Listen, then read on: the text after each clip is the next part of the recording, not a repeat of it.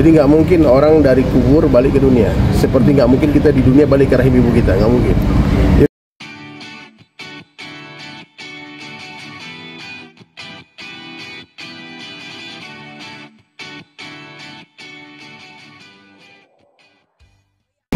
Allah tuh menciptakan manusia, itu sudah ditetapkan kita akan dihidupkan dengan berpindah-pindah, alam ruh, alam rahim ibu, alam dunia, terus akhirat, alam barzakh kubur. Jadi nggak mungkin orang dari kubur balik ke dunia, seperti nggak mungkin kita di dunia balik ke rahim ibu kita, nggak mungkin. Jadi kalau ada orang bilang ruhnya orang masuk ke tubuh orang, lu ngomong itu tipu. 100% itu nggak mungkin, itu akidah ya, nggak mungkin terjadi. Oh, kalau zaman dulu, zaman nabi-nabi itu kuasa Allah. Bahkan hidup orang mati pun nabi-nabi bisa, itu mukjizat. Tapi kalau zaman sekarang ada orang mengaku aku dirasuki ruhnya orang, itu nggak mungkin. Ya, jadi saya nggak percaya kalau ruhnya Vina masuk. Tapi kalau jin ada, jin itu bisa lihat manusia, manusia nggak bisa lihat jin. Ya, jin bisa lihat kita, kita nggak bisa lihat dia. Jadi bisa saja ketika terjadi pembunuhan itu ada jin yang menyaksikan dan merekam kejadian itu. Kemudian jin itu yang merasuki tubuhnya dia. Tapi kenapa dia? Kenapa harus dia? Kenapa bukan merasuki tubuhnya orang pelakunya sekalian, ataupun langsung dia atau orang lain lah? Kenapa harus orang yang viral suaranya? Jadi ada dua kemungkinan. Ini kemungkinan itu jin atau kemungkinan itu acting. Kemungkinan itu acting, skenario by design ya, bisa aja karena aku Nabi Ibrahim bisa aja kan.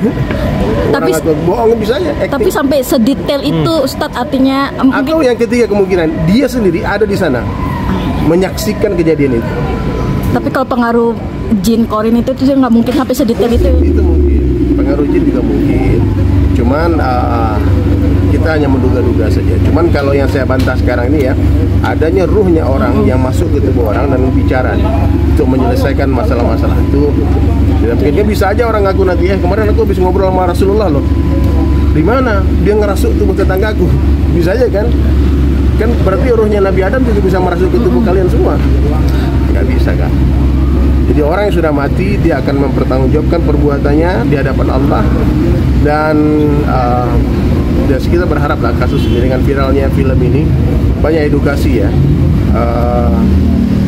Anak saya sendiri pun ketakutan ketika itu dia private DM-nya, dia nggak mau berhubungan dengan laki-laki yang nggak dikenal. Karena kan aneh, banyak keanehan. Saya jadi kayak detektif itu ketika menonton kisah Vina ini. Kalau itu ruhnya Vina masuk, kenapa dia nggak bela Vina? Kenapa dia menjelek-jelekan Vina? Aku yang meludahi dia, Vina ini semua. Saya kan memojokkan nih. Saya rasa netizen lebih cerdas nih.